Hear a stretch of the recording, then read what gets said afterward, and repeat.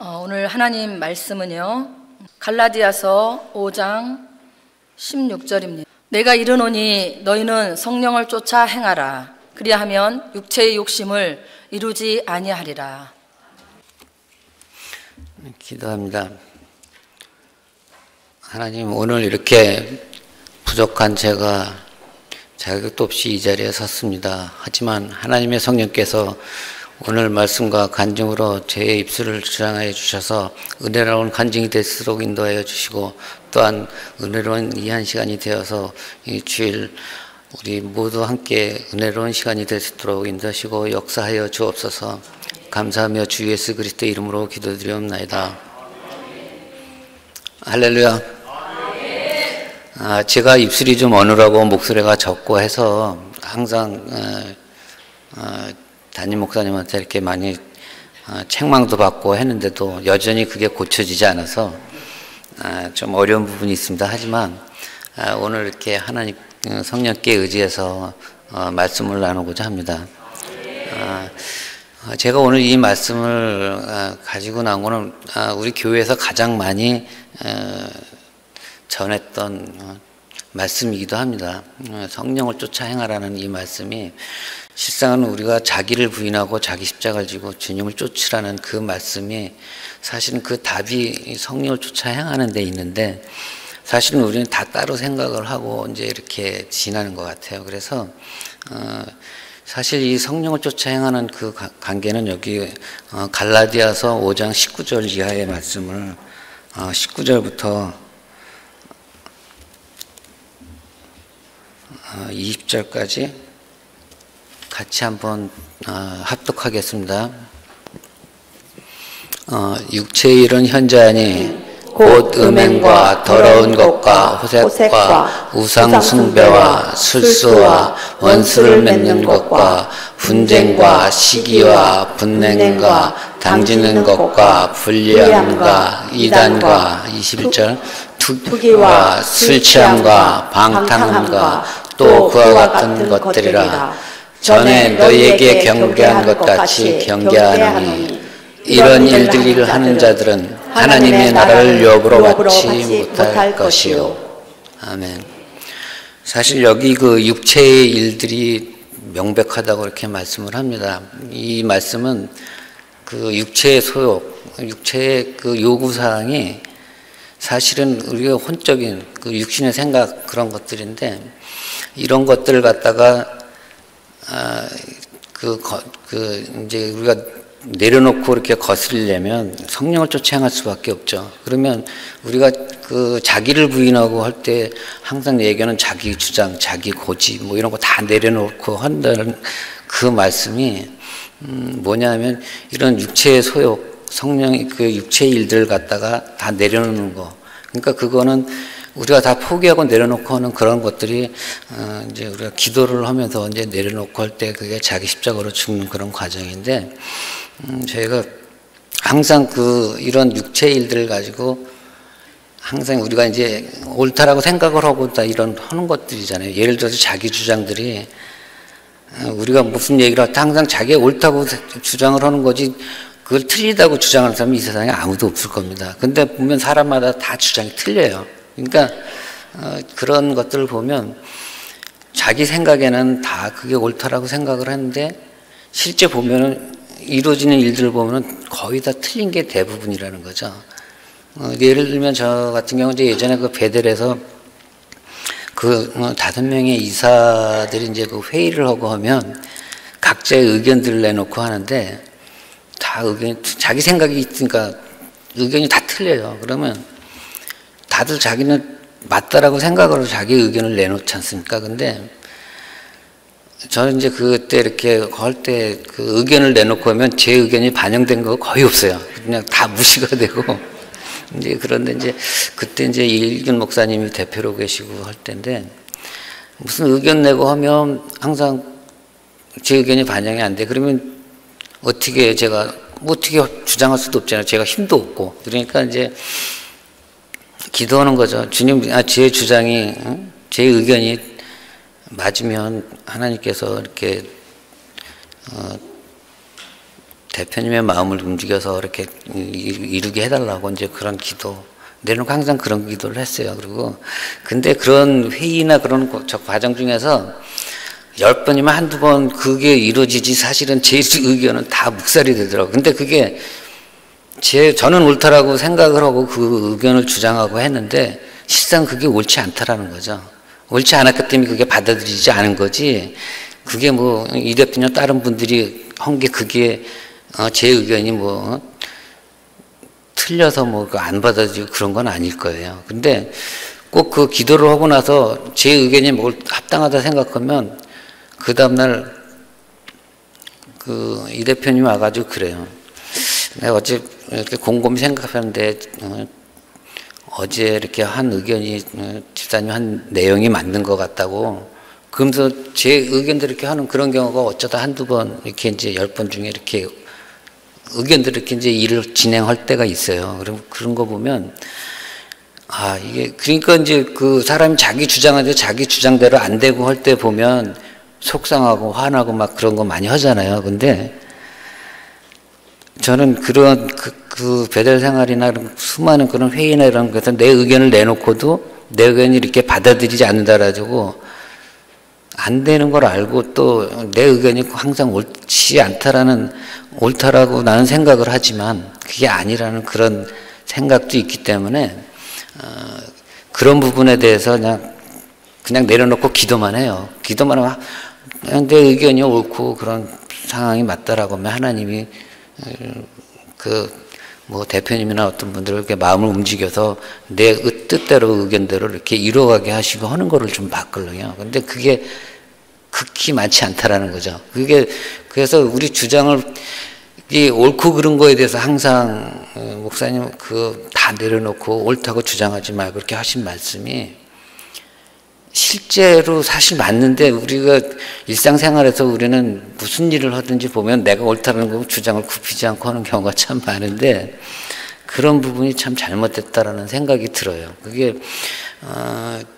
예를 들어서 이제 많은 사람들이 이렇게 뭐 정년퇴직을 하거나 뭐 이렇게 하면 뭐 자영업을 한다거나 이렇게 이제 무슨 사업을 한다고 이렇게 시작하는 분들이 참 많은데 그 많은 분들 중에 성공하는 사람 한 2, 3% 그렇게밖에 안 된다고 그래요. 그러면 그 수많은 사람들이 그 사업한다 그러면 성공할 줄 믿고 또 잘 되기를 바라고 하지 자기가 생각하고 했던 것들이 잘못됐다고 생각하고 시작한 사람은 단 한 명이 없거든요. 근데 그게 다 잘못하고 실패하고 이렇게 하다 보니까 자기 생각이 틀리고 근데 남이 이제 성공한 걸 가지고 똑같이 쫓아했는데 자기는 실패한단 말이죠. 근데 그 실패한 이유가 뭐냐? 똑같이 쫓아했어도 환경과 조건과 모든 그 여건이 틀리면은 실패할 수밖에 없는 그런 여건인데 그런 거를 고려하지 않고 또 했는데 그런 부분에 대해서 잘못되고 한 걸 갖다가 많이 우리는 주위에서 보게 되는데 우리가 항상 우리 삶 가운데서 옳다고 주장하고 하는 그런 것들이 실상은 옳은 게 거의 없다라는 거죠. 그래서 난 참 그런 거 보고 그래서 그러면 우리가 이거 어떻게 해야 되냐? 성령께 묻고 기도하는 수밖에 없다는 거죠. 성령을 쫓아 행하고. 그러니까 우리가 무슨 일을 계획하고 한다 할지도 그 발걸음을 인도하시는 분은 주님이라고 하셨는데 그 발걸음을 인도하는 게 뭐냐? 기도하는 거죠. 우리가 잘못된 길로 가고 있다 하더라도 기도하면서 그 길을 가면 잘못된 길 깨닫게 하시고 보게 하시고 하면서 바른 길로 인도하시는 게 하나님이신데 그런 부분을 가지고 우리가 항상 그렇게 나가야 되는데 우리가 자기 부인을 하고 할 때 항상 그게 잘 안 되고 그러면서 우리가 옳다라고 하는 그 주장 그런 생각이 들어와도 뭐 의견을 내고 이렇게 할 수는 있지만 다 내려놓고 기도하는 게 방법이라는 거죠. 어떤 측면에서. 그런 부분인데 우리가 그 자기 부인을 하고 하는 그런 모든 그 부분에 그 자기 부인, 자기 십자가에 죽을 때 주님을 쫓을 수 있고 나아가서 이제 뭐 예수와 함께 십자가에 죽을 수도 있고 뭐 이제 그리스도와 함께 십자가 죽는 그런 과정을 통해서 우리가 신앙이 이제 성장하는 건데 그런 많은 부분들을 보고 저는 예전에 여기 처음 왔을 때 목사님이 이제 제가 이제 이렇게 교회 식구들하고 이렇게 친하게 작업하면서 웃기를 잘하고 하는데 제가 이제 목사님이 그러시더라고요. 누구나 다 음란한 기질이 있는데 이제 그 당시 저 집사였으니까 집사한테 그 음란한 그게 좀 이제 심하고 뭐 어떤 그런 말씀을 하시는 거예요. 근데 난 다 그런 거 여기 왔을 때 하나님을 만나고 부모 형제 처자식 다 그냥 생이별하고 이제 오직 하나님만 보고 여기로 왔는데 난 그런 생각을 전혀 한 적이 없는데 이제 저는 그게 이제 담임 목사님 그런 말씀하신 게 좀 억울해가지고 하나님한테 그랬죠. 난 진짜 내가 그런 마음 가진 적도 없고 그런 생각하지 않았는데 왜 제가 음란한 그런 그 기질이 있고 그런 마음이 저게 있습니까 하고 기도를 하고 했는데요. 참 하나님이 그 기도를 하면 그 속에 네가 있는지 없는지 그걸 진짜 보여주시더라고요. 제가 그 당시에 여기 와가지고 2006년도에 와서 북문식당에서 냉면 배달하고 할 때인데 그 냉면 배달하면서 다니는데 영화동 그쪽 이제 수원 그쪽에서 이제 했는데 거리에 이제 사람들이 많이 다니고 이렇게 하는데 아니 여자들 이렇게 이제 치마를 두고 나이를 어리건 많건 관계없이 보는 사람마다 이게 막 음란한 생각이 들어오고 막 그게 발동하는데 내가 이 속에 이렇게 더럽고 그런 마음이 막 들어오는데 미치겠는 거예요. 그냥 하나님 내가 왜 이거밖에 안 되냐고 미치겠다고 그냥 그게 한 열흘 동안 그런 상황이 오는데 그땐 진짜 살고 싶은 마음이 없더라고요. 내가 뭐로 여기 와 있고 내가 무슨 신앙생활을 하고 이런 마음 가지고서 내 음란한 그 보는 것마다 그 생각이 들어오는 거예요. 그러니까 죽겠는 거죠. 그러니까 그걸 가지고 기도하면서 많이 힘들어하고 그랬는데 한 열흘 정도 이렇게 지나고 나서 이제 가라앉았는데 그렇다고 그런 제 마음속에 있는 그런 음란한 마음이 없어졌느냐 그게 아니죠. 아직도 뭐 온전하지 못해요. 아직도 이제 기도는 많이 하고 있지만 그런 부분들도 있고 그런 것 때문에 이제 했는데 그 기도를 하고 하는 것들이 우리가 기도를 하고 하면서 우리 속에 있는 것들 하나님이 다 보여주시더라고요, 진짜. 그리고 그러면서 제가 그때 한 5년 동안 이렇게 충만해가지고 이렇게 신앙생활하고 이 교회 생활을 하면서 기도하면서 하나님이 이렇게 속에 더러운 걸 다 보여주시는데 진짜 미치겠더라고요. 그런 부분들을 일일이 지금 뭐 오래 지나가지고 열거할 수는 없지만 그런 걸 보고 나서 한 몇 년 후에 제가 목사님하고 한번 대화 중에 그런 얘기를 했어요. 그 당시 한 70억 인구 중에 믿는 자건 믿지 않는 자건 그 70억 중에 가장 추하고 들어온 게 저 같다고 나 같다고 진짜 겉으로 드러나지 않고 행동하지 않고 보이지 않은 그런 부분 때문에 남들이 보기에 되게 착하고 순한 것 같이 보이지만 마음속은 완전 지저분하고 추악하고 더러운 것들밖에 없는 것만 보이니까 이제 목사님한테 그런 고백을 한번 한 적이 있는데 그때 목사님이 그런 말씀을 하시더라고요. 사도 바울도 죄인의 계수라고 이렇게 고백한 그게 있다고 그렇게 말씀을 하시면서 그 마음속에 그것이 보이냐고 이제 그 말씀을 하시더라고요. 그렇게 추한 그런 것도 많이 보고 했는데 그 기도에 대한 그거를 제가 본 것 중에 욥기서를 보면 욥기서 42장 2절 3절 좀 보겠습니다. 욥기서 42장 2절 3절 4절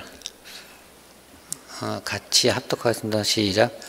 무지한 말로 이치를 가리우는 자가 누구니까 내가 스스로 깨달을 수 없는 일을 말하였고 스스로 알 수 없는 일을 어려운 일을 말하였나이다.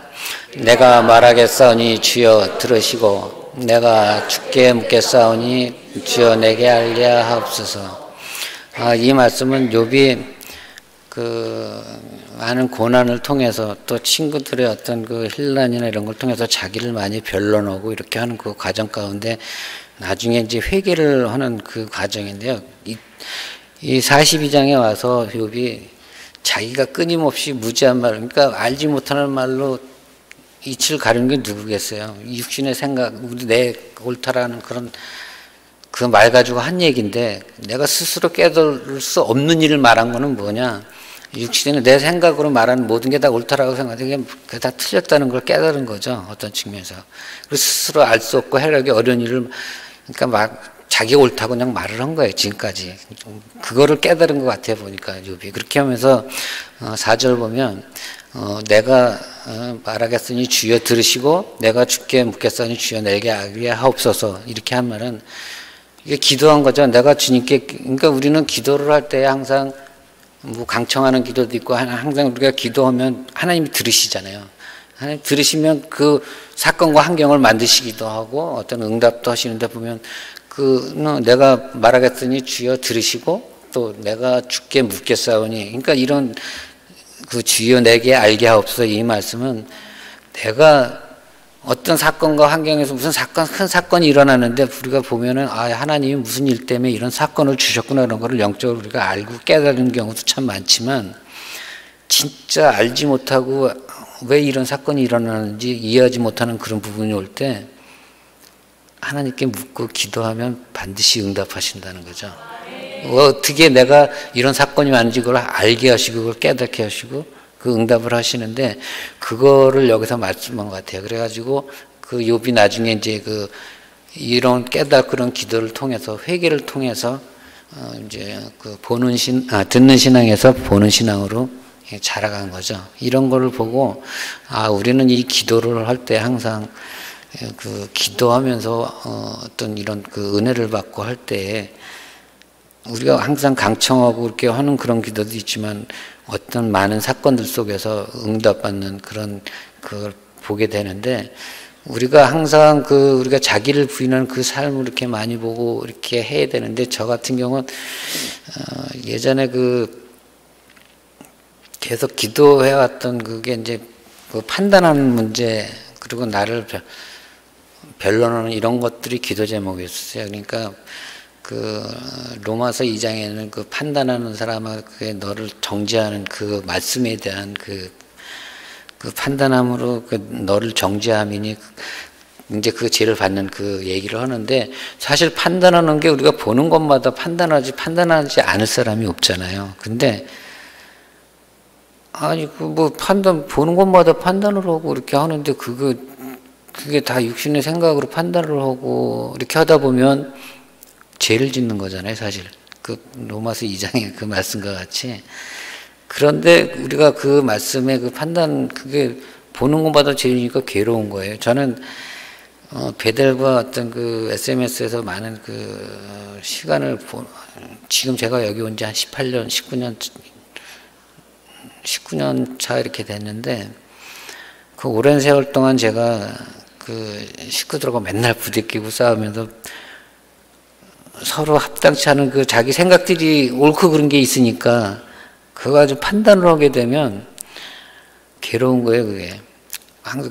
내가 뭐 옳다라고 판단하면 내가 끝까지 그 판단에 대한 그거에서 생각하지 않는 게 아니라 그 당시 예전부터 기도를 했기 때문에 그 판단하고 나면 항상 내가 또 이렇게 이런 부분 가지고 내가 옳다고 또 너는 잘못됐다 이렇게 생각을 하면서 판단하고 했습니다. 그리고 기도를 하고 수없이 하루에도 수십 번씩 한 적도 있고 그렇게 몇십 년 이렇게 끌어가는데, 그 판단이 길어지고 그게 지속이 되면 정죄에 이르잖아요. 그 상대를 또 정죄하게 되고 그런 상태까지 가게 되는데, 그 오랜 세월 그런 부딪힘과 그 싸움과 기도를 통해서 그 판단하고 그렇게 판단이 들어올 때마다 기도하고 그렇게 하면서 그 정지하는 그게 줄어들기도 하고 나중에 이제 없어지면서 그 판단하는 것도 보는 것마다 항상 판단은 들어올 수밖에 없지만 그 판단이 들어올 때마다 기도하는 거죠. 그런 거 기도하면서 이제 그게 판단이 이렇게 마음속에 담겨지지 않고 이제 이렇게 가는 정도까지 오기까지 그 세월이 한 15, 16년 이렇게 간 것 같아요. 그렇다고 지금 100% 판단이 그냥 저거에서 그냥 판단 자체를 아느냐, 그거는 아닌 것 같아요. 그래서 그 판단도 지금까지 이렇게 하면서도 끊임없이 그 기도를 해오긴 했지만 그 부분이 참 어려운 부분이었던 것 같고, 판단과 정지에 대한 그 부분이 사실은 화두고 그랬는데, 물론 은혜 충만하고 그럴 때 어떤 사건을 통해서 그런 판단이 와도 은혜 가운데 그게 씻어지고 하는 그런 거는 체험하고 누리신 분들이 많을 거예요. 근데 그게 온전하게 완전히 내 마음에서 떠났다라고 그렇게 여겨지지는 않거든요. 그래서 이제 그런 부분도 있지만, 하여튼 그 판단하고 정죄하는 그 부분에 대한 것도 사실 요즘 주님께서 우리 교회에 많이 말씀을 주셨던 걸로 기억을 해요. 그게 우리 교회 모든 식구들이 맨날 기도를 통해서 어떤 판단과 정죄와 어떤 이런 부분에서 자유로워지기 위해서 그 말씀을 주신 건 그 때가 되었다라는 그 측면에서 그 말씀이 나간 걸로 전 이해를 합니다. 그래서 우리 교회가 많이 그런 부분에 성장을 했고, 또한 그런 부분에 나간 게 있는데, 참 저는 예전에 내가 나를 옹호하고 변론하는 그 부분에 대해서 담임 목사님이 무슨 얘기하고 이렇게 답변하고 하면은 왜 집사님 토를 달아 그러면서 항상 그렇게 말씀을 하시는 거예요. 그래서 아니 난 그냥 답변만 하고 이렇게 한 건데 왜 토를 단다고 하시지? 저는 맨 처음에 그게 이해를 안 되는데, 이제 목사님이 이렇게 책망하시고 그렇게 말씀을 하시면 그냥 내가 또 이렇게 토를 달고 했나 보다 그러고 그냥 받아들이고 그냥 마음속으로 이제 아멘하고 이렇게 이제 받아들이고 이렇게 했는데, 세월이 지나고 그렇게 한참 지나고 그래도 그 부분이 해결이 안 되는가 봐요. 그런 사건이 계속 오더라고요. 그러면서 남아공 월드컵 때인가 그때도 그 사건이 왔는데, 그때 이제 새벽 예배를 드리러 갔는데, 그때 이제 이 교회를 쪽으로 오기 전에 2010년도가 남아공 월드컵인가 그때 있었는데, 우리가 2011년도에 여기 2월에 이제 헌당 예배를 했으니까, 그 전에 이제 여기서 이제 외산미동으로 새벽 예배를 가는데, 제가 베델의 그 스타렉스를 가지고 이제 새벽 차량 운행을 했어요. 근데 그날 이제 어느 날 한국하고 무슨 월드컵 축구가 있었어요. 근데 있었는데, 그때 축구를 보고 싶고 그런 거보다 이제 새벽 예배를 가야 되니까 이제 차량을 이제 베델에 있는 스타렉스를 가지고 이제 가려고 그렇게 했는데, 그 전날 이제 노상진 목사님이 스타렉스를 이제 베델 하루 빌려서 이제 타겠다고 얘기를 해서 내일 새벽 차량 예배를 해야 되니까 밤 12시건 이렇게 늦게까지 키만 베델에 갖다 놔주면 된다고 이제 이렇게 얘기를 했어요. 그러니까 알았다고 했는데, 그 다음날 새벽에 가보니까 차 키가 없는 거예요. 그래서 그 차 키를 찾다가 이제 전화 보니까 이제 그거 안 가져왔다고 그래서 이제 그냥 깜빡하고 이제 가지고 가셨던 것 같아요. 그래가지고 차가 없으니까 이제 그때 여기 고지리에서 그쪽 외삼이도 한 4-5분인가 이렇게 이제 새벽 예배를 가시고 그랬는데, 그나저나 박정지 목사 한 분만 나오셨더라고. 근데 차는 없고 그래가지고 이제 그때 유은혜 목사님하고 이정열 사모님하고 이렇게 이제 돌아서 이렇게 외산미동으로 이렇게 들어갈 텐데, 이제 새벽에 전화해가지고 차가 없어 오늘 운행 못하니까 오늘 못 가겠다고 이제 이렇게 얘기를 했어요. 그렇게 얘기를 했더니 이제 박정리 목사님 그냥 오늘 가야 되는데 어떡하냐고 망제 저거 했는데, 더 신기한 거는 좀 지나고 나서 이제 목사님이 왜 새벽 차량 운행 안 했어 이제 얘기를 하시는 거예요. 그래서 이제 자초지종을 얘기를 했더니 목사님이 이제 이렇게 저렇게 알아보시더니 며칠 동안 이렇게 적어가지고 키 갖다 놨다 그러는데 왜 그거 운행을 안 하고 저거 했냐고 막 그러시는 거예요. 그러니까 저는 좀 의아하기도 하고 이제 그렇게 하고서 난 또 지나친 줄 알았는데, 또 며칠 지나서 이제 철야 예배를 하는데 목사님이 철야 예배 중에 그 말씀을 하시는 거예요. 제 집사가 그 월드컵 그 축구 그걸 보려고 그 새벽 차량 운행을 안 하고 말이야 막 그러시면서 그냥 막 책망을 하시는데 사실 그날 뭐 그 새벽 차량 운행을 안 했기 때문에 그 축구를 봤던 것 같아요. 근데 사실은 제가 뭐 그것 때문에 이제 말씀을 하시는데 제가 눈물이 쏙 나오더라고요. 육신적인 생각이 진짜 억울하잖아요, 그게. 그래, 이게 왜 이러지? 왜 이런 사건이 왔지? 그러면서, 목사님 막 그렇게 하면서 정기원 앞에서 그렇게 책망을 하시는데, 눈물이 쏙 빠지고 그냥, 육신 생활하고는 굉장히 억울하고 그냥 막 그런 게 있는 거예요. 근데, 주님 왜 이렇게 주의정이 이렇게 말씀을 하십니까? 나중에 예배 끝나고 막 기도하면서 울면서 그냥 막 그 기도를 하는데, 하나님 그러시더라고요. 야, 네가 끊임없이 변론하지 않았냐.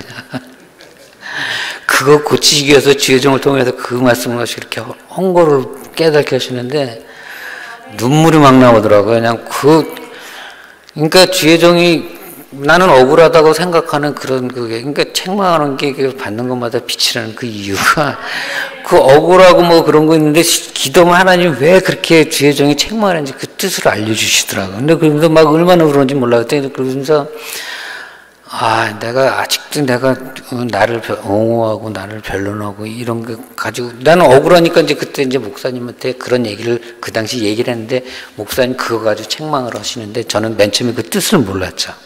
근데 나중에 이제 그렇게 된 걸 알고선 통곡을 하고 많이 울었는데 근데 그렇게 하고 그 변론에 대한 그 부분에 대해서 제가 온전하게 내가 고침을 받았느냐 또 그렇지도 않더라고요. 한참 세월이 또 지나고 나서 한 5, 6년 전인가 이 변론하는 게 사람들이 서로 대화하다 보면 이렇게 뭐 물어보고 그러면 답변하고 그런 게 그게 어떤 측면에서는 변론으로 들릴 수 있지만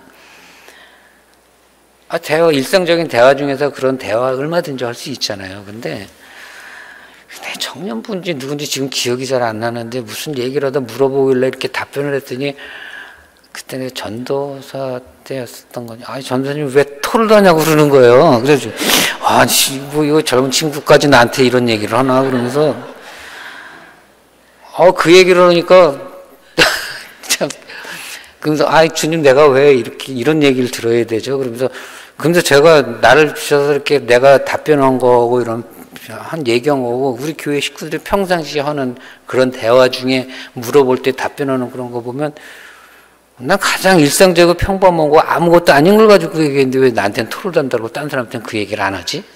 지금 이해가 안 가는 거예요. 그래서 그냥 나중에 그거에 대해서 이렇게 쭉 물어보고 할 때 나중에 보니까 기도하면서 이제 하니까 내가 끊임없이 나를 옹호하고 변론하는 그 부분에 대해서 기도한 거에 대한 응답이구나. 하나님이 이렇게 환경을 만드시고 그 주변 사람들한테 왜 토를 하냐 그렇게 교회 식구들한테까지도 이렇게 했구나. 그거를 나중에 좀 알게 됐어요. 그 부분에 대해서. 그리고 참 그런 사건들을 많이 보고 제가 이 자기 부인에 대한 이런 많은 사건들을 아는데 그게 하루아침에 이렇게 되지도 않고 많은 어려운 부분들이 있었는데 지금은 뭐 제가 그 입술도 어눌하고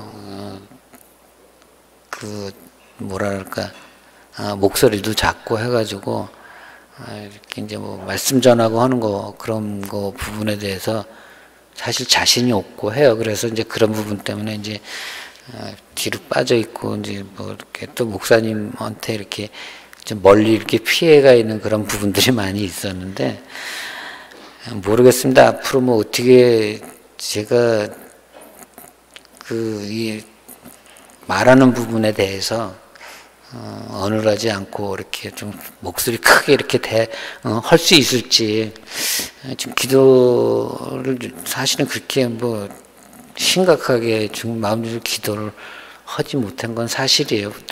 아직까지 뭐 제 육신에 속한 그런 아직 겁나지 못한 부분들이 있다 보니까 그랬던 것 같고 그런 부분에 대해서 많은 부분 우리가 깨달음을 갖고 이렇게 고침을 받아야 되는데 그런 부분이 너무 어려웠던 것 같아요. 그래서 저는 뭐 이렇게 여지껏 이렇게 생활해 오면서 특히 제가 이 교회에 온 거는 이제 이 목사님 때문에 왔고 또 이 목사님하고 재작년에 내가 SMS를 그만둘까지 바늘과 실처럼 거의 붙어서 이렇게 생활하다시피 하면서 제일 많이 판단하고 정죄했던 사람이 이 목사님이 사실 같이 붙어 있었기 때문에. 근데 저를 여기까지 인도하신 가장 또 소중한 분이기도 하고 저한테는 보호하기도 하죠, 그분이. 그리고 이제 같이 싸우면 뭐 옳고 그른 거에 대해서 때문에 이제 그런 뭐 다툼이 많이 일어나고 이제 속으로는. 근데 이제 제가 항상 뭐 이렇게 겉으로 내색 안 하고 드러내지 않지만 속으로 판단 엄청 많이 했죠. 그 부분에 대해서. 그러면 내가 괴롭고 못 견디겠는 거예요. 그래서 이제 기도하고 그렇게 했는데, 하여튼 뭐 이 목사님하고 그렇게 오랜 세월 동안 하면서 그 많은 사건 사고들이 있었고, 또 그만둘 때도 이제 그런 좀 안 좋은 사건들도 있었는데, 그것 때문에 한 몇 달 동안 이렇게 괴로워하고 하면서 나중에 그 부분을 내려놓게 되는 어떤 그 계기가 생기니까, 그다음부터 이제 이 목사님하고의 어떤 그 관계에서 어떤 대화나 어떤 그래서 판단이나 어떤 그런 부분, 그 다툼이나 이런 것들이 진짜 사라지더라고요, 그때. 근데 그 세월이 한 10몇 년 걸렸는데, 그걸 지금 뭐 구체적으로, 뭐 설명하기 참 어려운 부분들도 많아서, 지금 그런데, 하여튼 뭐 이 목사님하고 이렇게 여기까지 왔던 그런 많은 세월들이 있었고, 또 지금 SMS가, 하나님의 일을 위해서 이렇게 많이 하고 그러니까 하나님이 업체를 위해서 많이 역사를 하고 이렇게 하나님 일을 이렇게 돕게 하기 위해서 회사를 많이 이렇게 도우시고 이렇게 번창하게 하시는 걸로 알고 있습니다. 그래서 하나님은 항상 그 눈이 회사의 그 마음 중심이 어디에 가 있느냐, 그 선교의 마음 중심이 가지는 그런 걸 보시고 역사하시는 것을 보게 됐고요. 그 회사가 뭐 온전하고 그걸 떠나서 하나님의 일에 동참하는 그런 부분이 있기에 이제 그 회사가 많이 하나님의 도우심의 손길을 받는다고 저는 믿고 있습니다. 그런 부분에 대해서 항상 우리가 어떻게 뭐 잘못된 부분 그런 걸 따지기 이전에 하나님이 어떻게 역사하시는가 그 눈을 보는 게 참 중요한 것 같아요. 그러니까 하나님은 어떤 옳고 그른 걸 가지고선 그렇게 판단하시고 하는 게 아니라 그 사람이 어떻게 이 일을 하느냐 그 마음 중심을 가지고 하나님이 역사하시는 걸 보게 되고 그러는 거지. 우리가 뭐 항상 세상적으로 의롭다고 여기고 뭐 한 그런 부분 가지고 판단하시진 않는 것 같아요. 그러니까 뭐 욥도 30장 보면 자기가 항상 변론하면서 스스로 의롭다 여기고 한 것 때문에 엘리후한테 이렇게 책망을 받는 그 장면이 나오는데,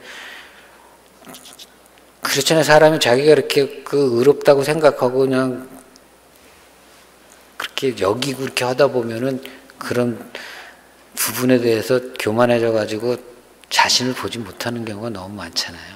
그런 거. 제가 세상에 있을 때 좌우명이 뭐였냐면, 하늘로 한 점 부끄러움이 없이 살자라는 그런 마음이 있었고, 세상적으로 남한테 이렇게 베풀기 좋아하고 그런 것들이 혼적으로 많았어요. 그런 게 있었는데,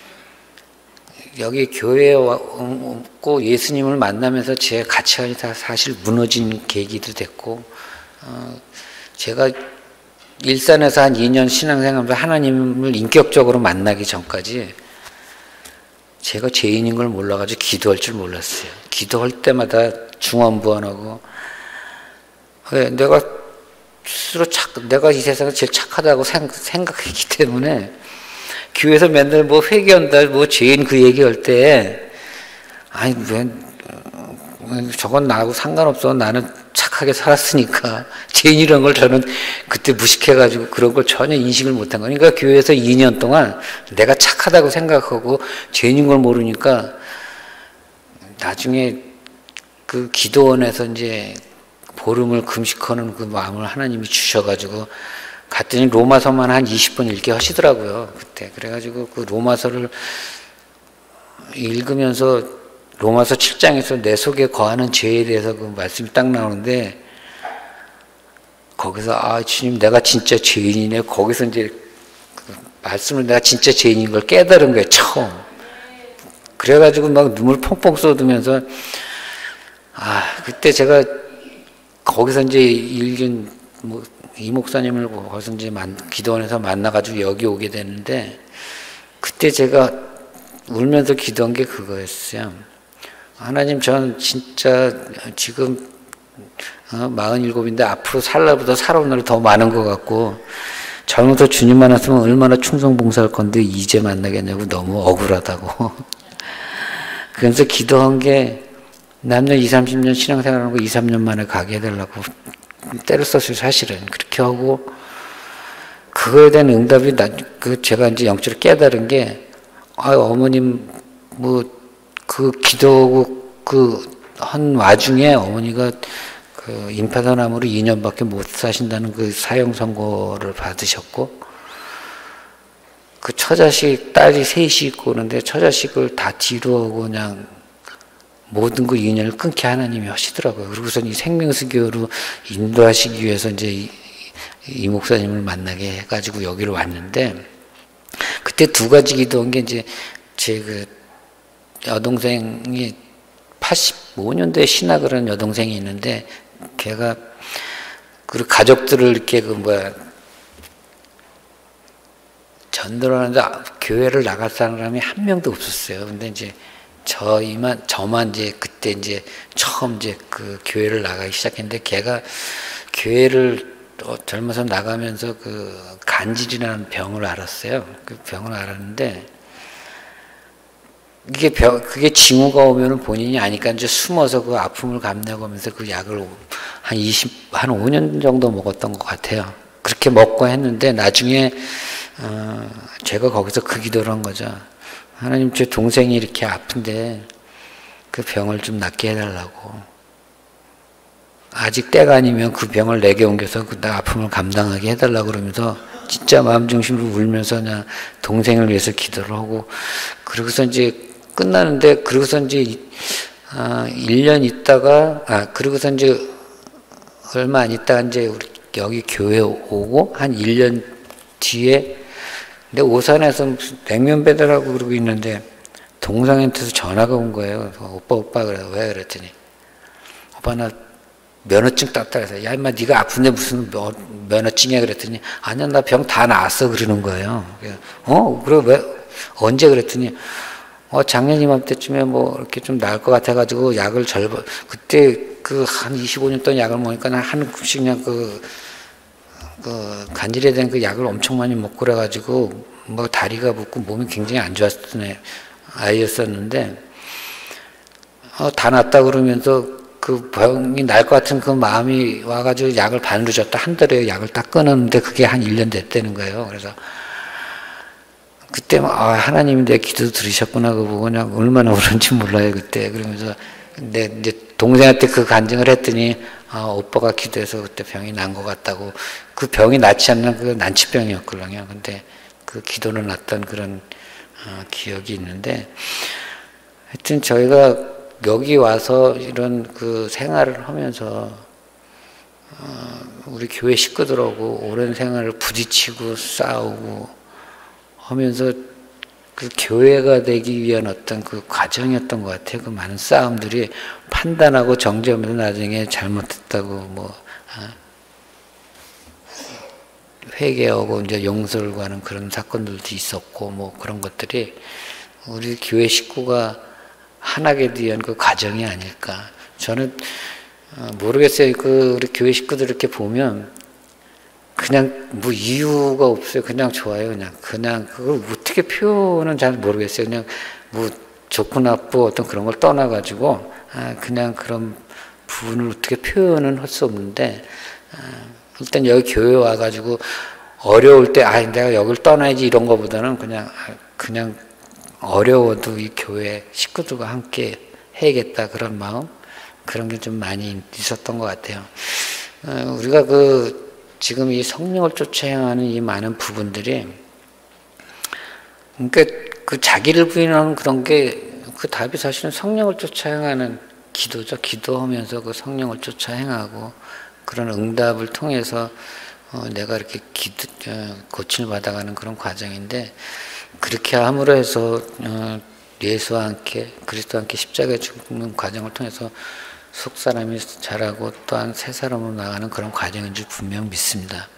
우리가 이 모든 이 십자가가 힘든 것 같아서 사실 힘든 게 아니라 성령께 의지하고 우리가 기도하면서 내려놓고 하면 그게 다 십자가인데, 그 십자가를 갖다가 우리는 그냥 부지불식간에 그냥 지나치고 그냥 끊임없이 내 생각, 내 방법대로 모든 걸 해가는 부분이 저도 아직도 많이 좀 있어요. 그런 부분이 있는데, 그래도 항상 무슨 일 있고 어떤 저거 할 때 보면 주님과 이렇게 이럴 때는 어떻게 해야 돼, 이렇게 독백으로 대하는 경우가 참 많이 있긴 한데, 그래도 여전히 제가 살아있는 부분은 제가 한다는 거죠.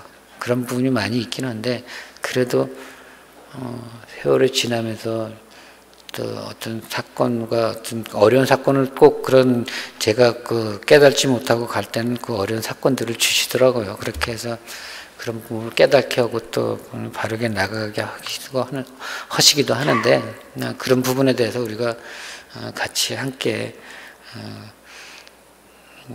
그리스도의 몸으로 함께 지어져가는 우리 교회가 되길 원합니다.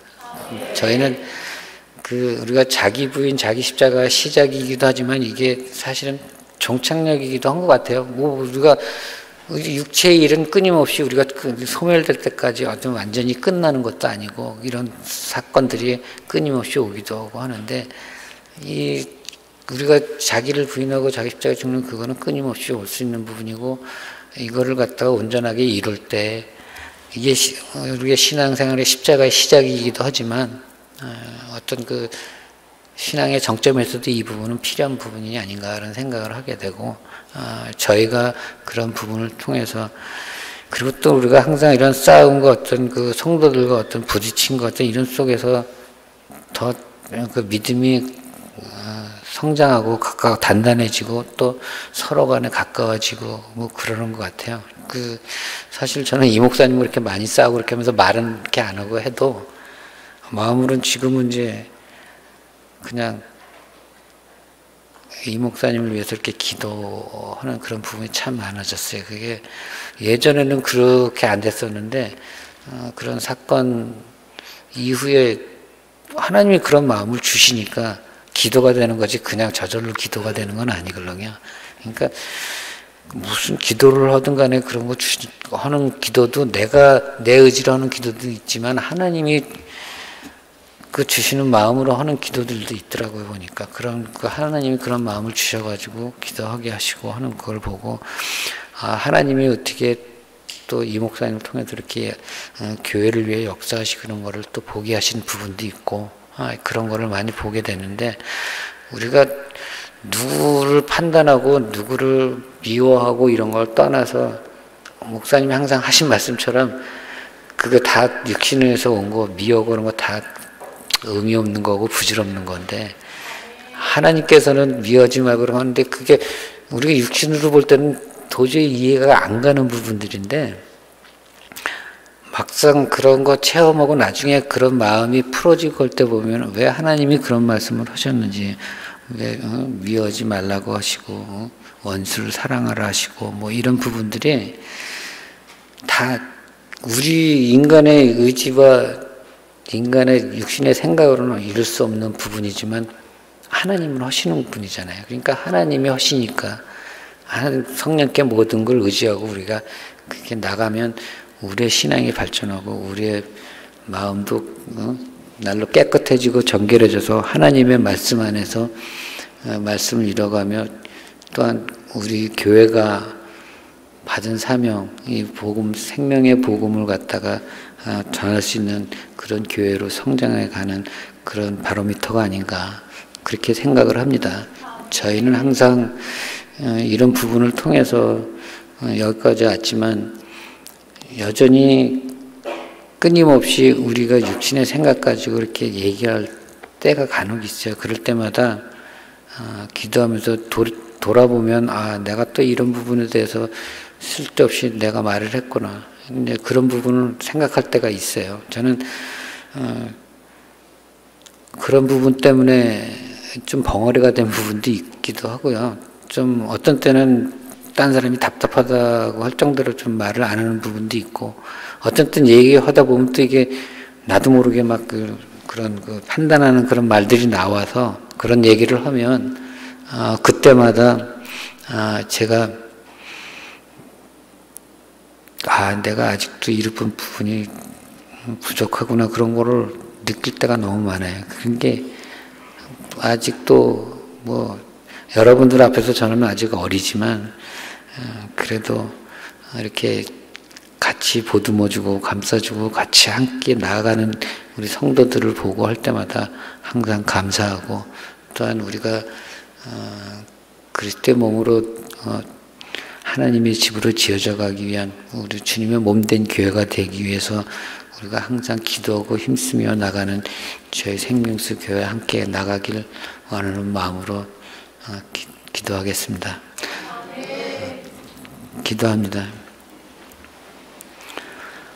하나님 감사합니다. 오늘 이렇게 하나님 말씀을 두서없이 전했습니다. 제 증거가 간증이 부족하지만 하나님이 역사하셔서 우리 교회 식구들과 함께 인도하신 줄 분명 믿습니다. 하나님의 성령께서 항상 이 교회를 보살펴 주시고 돌봐 주셔서 하나님의 일을, 선교 일을 온전히 감당할 수 있는 교회가 될 수 있도록 인도하시고 역사하여 주옵소서. 또한 오늘 이렇게 이 한 시간 복음을 증거한, 그 말씀을 증거한 저에게도 은혜를 내려주셔서 하나님 앞에 온전히 쓰임받을 수 있는 제가 될 수 있게 인도하시고 역사하여 주옵소서. 감사하며 주 예수 그리스도의 이름으로 기도드리옵나이다.